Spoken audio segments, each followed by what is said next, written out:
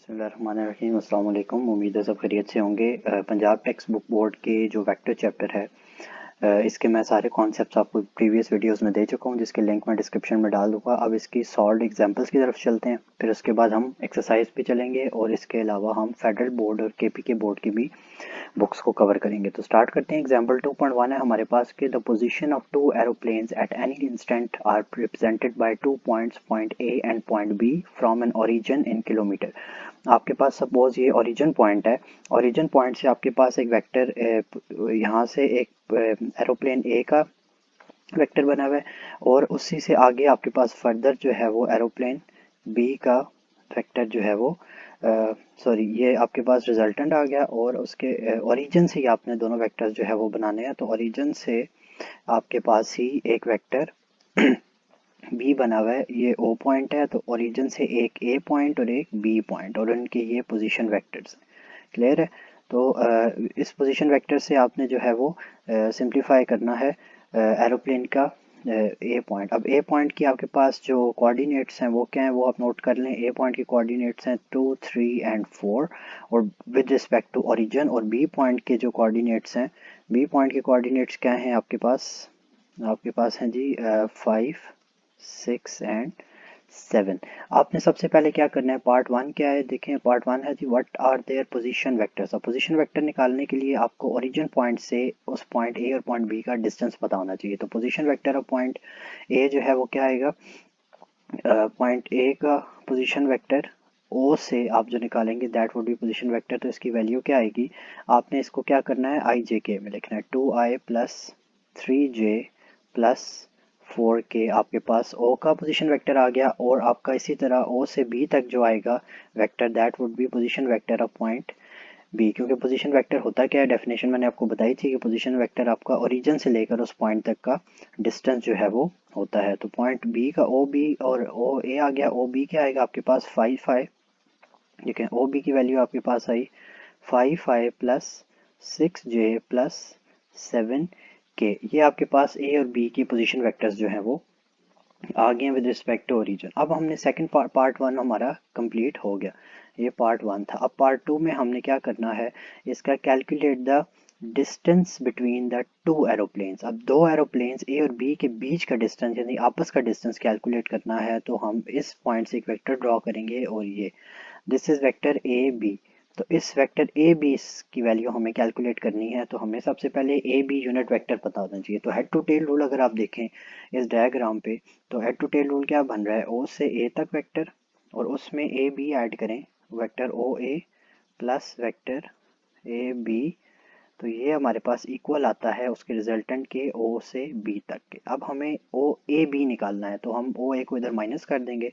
तो vector A B हमारे पास क्या आ जाएगा, ओ बी वेक्टर से हम माइनस कर देंगे वेक्टर ओ ए, तो हमारे पास ए बी वेक्टर आ जाएगा। तो ओ ए हमारे पास ए बी वेक्टर निकालना है। तो vector A B is equals to O B की वैल्यू आपके पास क्या है 5i plus 6j plus 7k plus 6j plus 7k आपके पास है। और उसमें से आपने माइनस करना है वेक्टर ओ ए। तो ओ ए की वैल्यू आपके पास क्या है 2i plus 3j plus 4k। तो आपके पास ये आपने उसके साथ माइनस किया तो आपके पास उसका आंसर आ जाएगा। तो माइनस करके अब देखिए आपके पास क्या वैल्यू आ रही है वेक्टर ए बी की। अब माइनस कैसे करते हैं, आई में से आई निकालेंगे, जे में से जे एंड के में से के वेक्टर माइनस करेंगे। तो वैल्यू आपके पास आ रही है 3i plus 3j plus 3k। इनके ऊपर आप यूनिट वेक्टर्स हैं तो हैट बना देंगे और इधर भी, ताकि आपके पास क्लियरिफाई हो जाए कि ये यूनिट वेक्टर्स हैं। तो ये आपके पास आ गए यूनिट वेक्टर्स। तो अब ए बी हमें डिस्टेंस चाहिए, तो ये उसका हमारे पास आई जे के की फॉर्म में है। तो डिस्टेंस कैसे निकालेंगे, वेक्टर ए बी का मैग्नीट्यूड हम ले लेंगे। तो मैग्नीट्यूड कैसे आएगा 3 square plus 3 square plus 3 square का स्क्वायर रूट। तो ये आपके पास आ रहा है 5.2। ये 3 3 9 प्लस 9 प्लस 9। तो आपके पास इसका जो आंसर आ रहा है दैट इज़ 5.2 किलोमीटर। इसका आंसर आपके पास आ गया। तो ये आपके पास एक क्वेश्चन था 5.2 इसका आंसर है। उसके बाद हम नेक्स्ट चलते हैं, आपके पास कोई एग्जांपल नंबर 2.1 था, अब उसके बाद हम नेक्स्ट चलते हैं एग्जांपल 5.2.2 पे। तो इसको सॉल्व करने के लिए हम कैसे करेंगे, अब देखें आपके पास टू वेक्टर्स हैं, वेक्टर्स सॉरी टू फोर्सेस या वेक्टर्स हैं। आपने उसका एक का मैग्नीट्यूड 10 न्यूटन है और एक का मैग्नीट्यूड जो है वो 20 न्यूटन है। Act on a body in the direction making an angle theta and 60 degree with respect to x axis, find the resultant force. आपने दोनों के एंगल्स निकालने आपस के और उन दोनों का रिजल्टेंट जो है वो निकालना है। अब मैं अगर अलग अलग कोऑर्डिनेट सिस्टम ड्रॉ करूं तो अलग अलग में देखें आपके पास ये एक्स एक्सिस, ये वाई एक्सिस और इस दूसरी फोर्स का भी ये एक्स एक्सिस और ये वाई एक्सिस आपके पास आ गया। अब आपके पास दो वेक्टर्स हैं, दो फोर्सेस हैं सॉरी, एक फोर्स आपके पास बना रही है एक फोर्स आपके पास जो है वो ये फोर्स है और उसका मैग्नीट्यूड आपके पास क्या है 10 न्यूटन। क्लियर है, F1 इसको कह देते हैं। ये 10 न्यूटन बना रही है और इसका एंगल कितना बन रहा है 30 degree with respect to horizontal. और एक और फोर्स है वो आपके पास, उसका मैग्नीट्यूड कितना है, उसको हम F2 कह देते हैं और उसका मैग्नीट्यूड है 20 न्यूटन और वो कितना एंगल बना रही है with respect to x axis 60 degree आपके पास मैग्नीट्यूड वो एंगल बना रही है। अब हमने रिजल्टेंट निकालना है।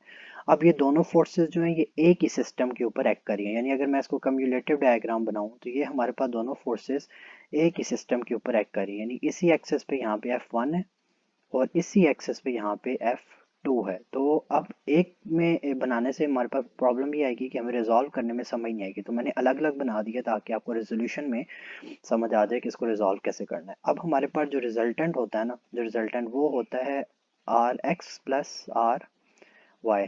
तो सबसे पहले हम इन दोनों फोर्सेस का आर एक्स निकाल लेंगे। तो आर एक्स की वैल्यू निकालने के लिए हमारे पास जो क्या तरीका है कि सबसे पहले हम F1 को रिजॉल्व कर लेंगे।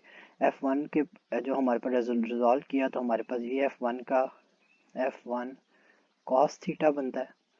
क्लियर है, और ये F1 का साइन थीटा बनेगा। इसी तरह अब F2 को रिजॉल्व करें तो F2 को रिजॉल्व करने से हमारे पास ये F2 का cos बनेगा और ये F2 साइन ऑफ थीटा हमारे पास जो है वो बन जाएगा। तो अब जो है वो इसको मैं रिमूव कर देता हूँ ताकि आपको थोड़ा समझ आ जाए। तो अब दोनों के अब आर एक्स और आर वाई अलग अलग निकालना। तो देखिए सबसे पहले हमें निकालना है आर एक्स। तो आर एक्स की वैल्यू आपकी कैसे आएगी कि F1 का x प्लस F2 का x, आपने दोनों के x और y को ऐड अप करके उसके कंपोनेंट लेना है। तो आपके पास जो है वो F1 और F2x जो है वो आ जाएगा, Rx आ जाएगा। तो F1 का x आपके पास क्या है F1 cos theta plus F2x क्या है F2 cos ऑफ थीटा। तो अब आपने वैल्यूज पुट करनी है। F1 की वैल्यू आपके पास क्या है 10, cos की वैल्यू थीटा आपके पास क्या है 30 डिग्री, प्लस F2 की वैल्यू आपके पास क्या आ रही है, गिवन है 20 न्यूटन है और cos ऑफ 60 डिग्री। तो इससे आपके पास F1 और F2 आ जाएंगे और F1 और F2 की वैल्यू निकालने से आपके पास क्वेश्चन जो है वो फर्दर सिंप्लीफाई हो जाएगा। कि अब देखिए 10 cos 30 की वैल्यू आपके पास आती है 8.66 न्यूटन और प्लस 20 cos 60 की आपके पास वैल्यू आती है 10 न्यूटन्स। तो टोटल आर एक्स की वैल्यू आपके पास क्या आ गई, दोनों को आपने ऐड अप कर दिया। तो आर एक्स आपके पास टोटल क्या आ रहा है 8.66 plus 10 which is equals to 18.66 newton. आपके पास आर एक्स की वैल्यू एक आ गई आर एक्स। क्लियर है, अब इसी तरह आपने आर वाई निकालना है। आर वाई की वैल्यू कैसे निकलेगी, F1 का y प्लस F2 का y, आपने दोनों को मैग्नीट्यूड दोनों का लेना है। तो F1y और F2y अब कैसे निकालेंगे वो हम देख लेते हैं कि F1y हमारे पास आ रहा है F1 cos 30 theta sorry F1 sine of theta plus F2 हमारे पास आ रहा है F2 साइन ऑफ थीटा। तो F1 F2 की वैल्यूज गिवन है, इसमें पुट करेंगे तो हमारे पास F1 और F2 जो है वो आ जाएंगे। तो F1 की वैल्यू क्या थी हमारे पास 10 न्यूटन, तो sine 10 sine 30 plus 20 sine of 60 values आपके पास मौजूद हैं, आप उसमें डाल के कैलकुलेट कर सकते हैं। 10 साइन 30 प्लस 20 साइन 60, तो 10 साइन 30 आपके पास आ रहा है 5 न्यूटन्स, कैलकुलेटर में आप कर लें, प्लस 20 साइन 60 आपके पास आ रहा है 17 न्यूटन्स, 17.32। क्लियर है? तो अब इन दोनों को ऐड किया तो हमारे पास आर वाई आ जाएगा। तो आर वाई की वैल्यू क्या आ रही है आपके पास टोटल, दोनों फोर्सेस को आपने ऐड अप किया तो हमारे पास आ गया 17.32 न्यूटन्स।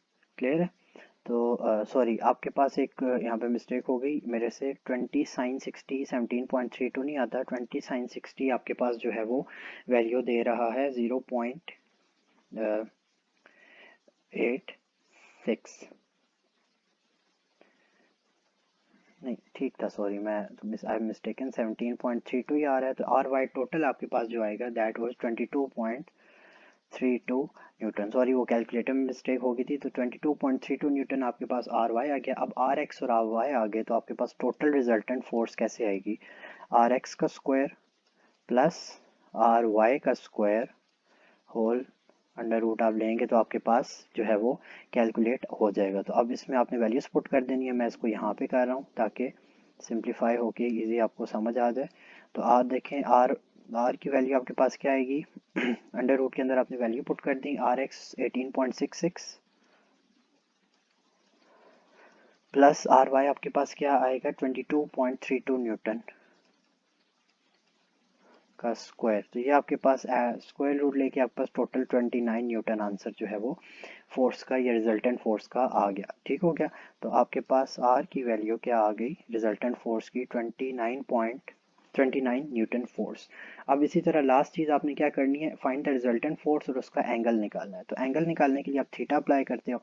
थीटा की वैल्यू आपके पास होती है tan inverse of F y by F of x. तो थीटा आ गया, tan इनवर्स में आप वैल्यूज पुट कर दें। एफ वाई की वैल्यू आपके पास 22.32 वैल्यू आ गई, डिवाइडेड बाय आपके पास एफ एक्स क्या आता है 18.66। तो थीटा आपके पास जो है वो क्या आ गया 50 डिग्रीज आपके पास एंगल आ गया। तो आपने एंगल भी कैलकुलेट कर लिया और आर की वैल्यू भी कैलकुलेट कर ली। तो ये आपके पास जो था वो किसका सोल्यूशन आ गया, question number sorry question number आपके पास आ गया 2.2 का सोल्यूशन आ गया, एग्जाम्पल 2. अब एग्जाम्पल 2.3 पे चलते हैं। एग्जाम्पल 2.3 हमें क्या कह रही है जी, आपके पास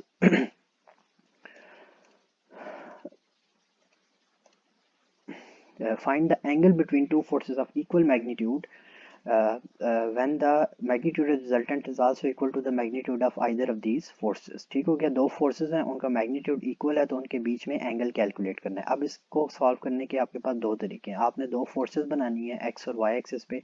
अब एक तरीका तो ये है कि आप यहाँ पे F1 बनाएं, आप यहाँ पे F2 बनाएं, लेकिन इससे आपको क्या होगा कि आपको दो एंगल अलग से निकालने पड़ेंगे। F1 का अलग निकालना पड़ेगा, F2 का अलग निकालना पड़ेगा, फिर दोनों का आपस में एंगल निकालना पड़ेगा जो कि आपका आंसर है।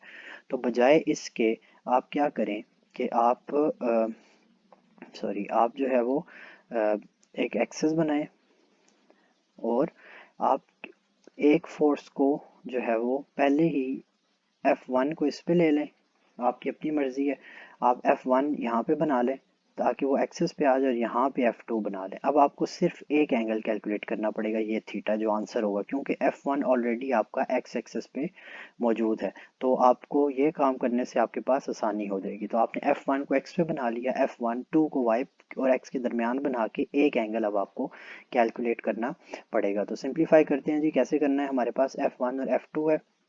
सबसे पहले आपको आर एक्स, वही चीज़ है, दो फोर्सेस हों तो आर रिजल्टेंट आपको चाहिए होता है दोनों का। तो रिजल्टेंट के लिए आपको आर एक्स भी चाहिए और आर वाई भी चाहिए। तो आर एक्स के लिए आपको दोनों फोर्सेस का एक्स कंपोनेंट चाहिए। तो सबसे पहले आपके पास दोनों का एक्स कैलकुलेट कर लेते हैं आर एक्स से। अब एफ ऑलरेडी एक्स पे है, ठीक हो गया, तो एफ को हम F1 ही लिखेंगे क्योंकि ये ऑलरेडी एक्स पे है, प्लस F2 का जो है वो कौन सा कंपोनेंट बनेगा, F2 cos of theta. Clear हो गया, ये आपके पास आर एक्स की वैल्यू आ गई कैलकुलेट करने के बाद।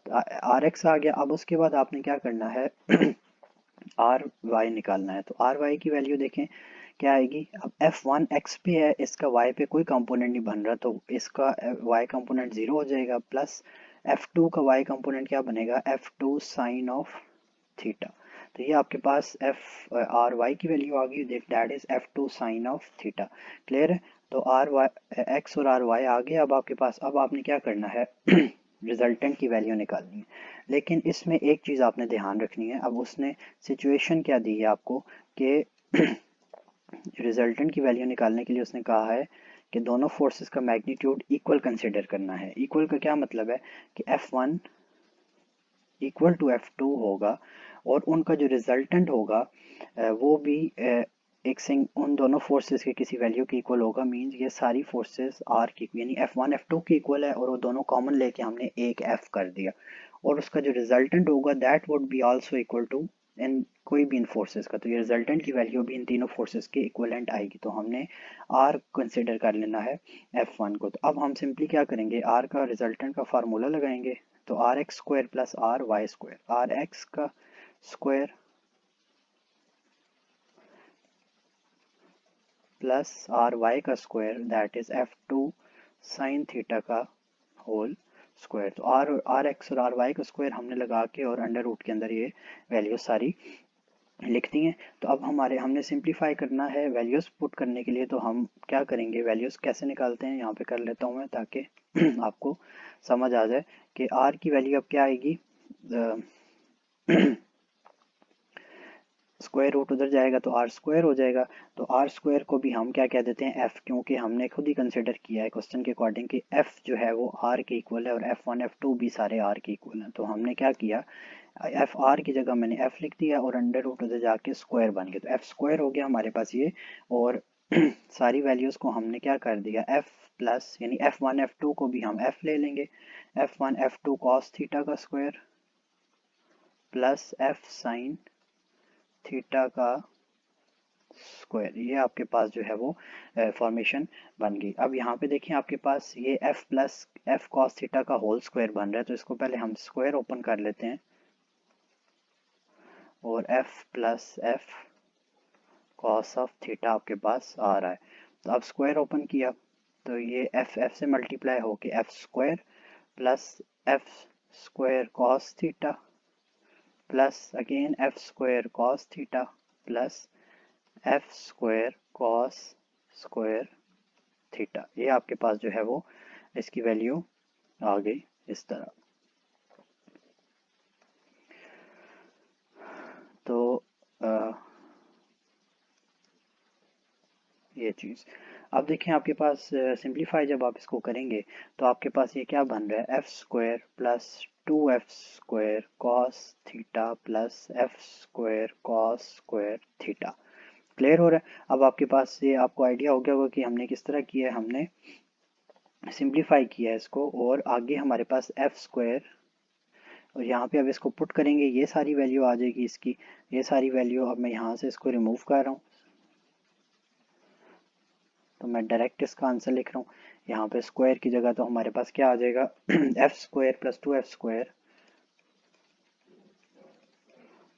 Cos theta plus F square cos square theta plus F, ये दूसरी वाली value F square sine square of theta. ये आपके पास वैल्यूज़ जो हैं वो आ गई हैं। अब आपने क्या करना है, देखें ये यहाँ से एफ कॉस स्क्वायर थीटा और साइन स्क्वायर थीटा जब आप कॉमन लेंगे, एफ स्क्वायर कॉमन लेंगे तो ये 1 बन जाएगा। तो ये आपके पास बन रहा है यहाँ पे एफ स्क्वायर, ये भी बन रहा है F square plus 2f square cos of theta plus F of square बन रहा है। ये cos square theta plus sine square theta 1 के इक्वल जो है वो आ जाता है। तो अब आपके पास देखें ये इधर जाके कट जाएगा इससे, तो आपके पास ये वहाँ पे माइनस हो जाएगा। तो minus F square is equals to 2f square cos of theta. अब f अगेन f से कट गया तो -1 बच गया और 2 वहाँ डिवाइड होके -1/2 is equals to cos of theta, and theta की वैल्यू आ जाएगी कॉस इनवर्स ऑफ -1/2। तो अब देखें कॉस इनवर्स ऑफ -1/2 करें तो ये आता है 120 डिग्री। तो ये आपके पास जो है वो थीटा की वैल्यू आ गई 120 डिग्री। क्लियर है। तो नेक्स्ट चलते हैं अब हम नेक्स्ट क्वेश्चन पे। हमारे पास जो है वो 2.4 है। 2.4 में आपने क्या करना है कि नेक्स्ट एग्जांपल हमारे पास आ गई 2.4 में आपने देखें अब फोर्स है, फोर्स आपको गिवन है, यूनिट्स है, has its point of application move from point A to point B. आपके पास एक ऑब्जेक्ट है, वो पॉइंट ए पे पड़ा हुआ है, पॉइंट ए पे पड़ा हुआ है तो उसकी यूनिट वेक्टर है 1 एंड 3, और वो पॉइंट ए से फोर्स लगाने के बाद मूव करके पॉइंट बी पे चला गया और उसके जो कोऑर्डिनेट्स हैं वो 5 और 7 पे चले गए हैं। तो आपने क्या करना है, वर्क डन निकालना है। तो वर्क डन के लिए आपके पास जो फॉर्मूला है that is force F into F dot D. तो ये आपके पास वर्क डन आ जाता है। तो फोर्स तो आपको आई जे में गिवन है, सबसे पहले आपको पोजीशन वेक्टर आई जे में निकालना है। तो पोजीशन वेक्टर निकालने के लिए आपको क्या करना पड़ेगा, सबसे पहले आपको आर ए पोजीशन वेक्टर पता होना चाहिए, that is 1i plus 3j, और इसी तरह आर बी आपको पता होना चाहिए, वो है 5i प्लस 7j। ये आपके पास पोजीशन वेक्टर आ गए। अब रिलेटिव डिस्टेंस निकालने के लिए आपको r निकालना है या d निकालना है, वो आपके पास आएगा R B minus R A. तो आर बी की वैल्यू आपके पास क्या है, 5i प्लस 7j में से माइनस कर देना है 1i प्लस 3j को। तो ये आपके पास r की वैल्यू आ जाएगी। अब i वाला i से निकाल देंगे, माइनस कर देंगे, और j वाला j से, तो that would give us 5 minus 1 4j, और 7 minus 1 is 7 minus 3 is also would also give us 4i and 4j। आपके पास r या d की वैल्यू आ गई। अब आप फार्मूले में पुट कर दें वर्क डन के फार्मूले में, तो वर्क डन आपके पास होता है f डॉट डी। तो वर्क डन के फार्मूले में आपने वैल्यू पुट की, तो अब f की वैल्यू आपके पास क्या है वो भी आप देख लें, f इज आपके पास है 2i plus 3j dot displacement या डिस्टेंस आपके पास क्या है 4i प्लस 4j। अब डॉट प्रोडक्ट का वेक्टर डॉट प्रोडक्ट आपको पता है कैसे निकालते हैं कि आप i वाला i के साथ और j वाला j के साथ मल्टीप्लाई करके लिख देते हैं।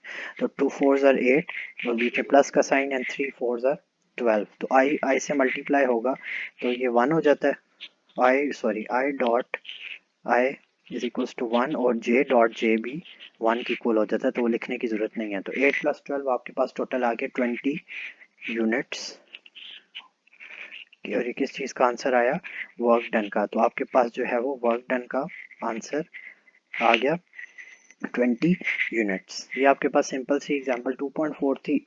सॉरी 2.5 पे चलते हैं अब। 2.5 एग्जांपल हमारे पास क्या है, ये find the projection of vector A and in the direction of vector B. अब ए की प्रोजेक्शन निकालनी है वेक्टर बी पे in the direction of vector B. Clear हो गया। तो अब आपके पास दो वेक्टर्स हैं, ये डॉट प्रोडक्ट का क्वेश्चन है, तो डॉट प्रोडक्ट सबसे पहले फॉर्मूला आप लिख दें, ए डॉट बी आपके पास क्या होता है, ए का मैग्नीट्यूड, बी का मैग्नीट्यूड और कॉस ऑफ थीटा। अब क्योंकि आपने ए की प्रोजेक्शन निकालनी है in the direction of vector B, तो आप ए कॉस थीटा को इधर रहने देंगे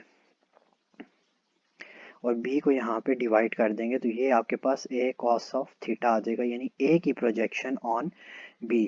क्लियर है। अगर मैं इसकी डायग्राम बनाऊं तो ये कुछ इस तरह है कि आपके पास ये वेक्टर जो है वो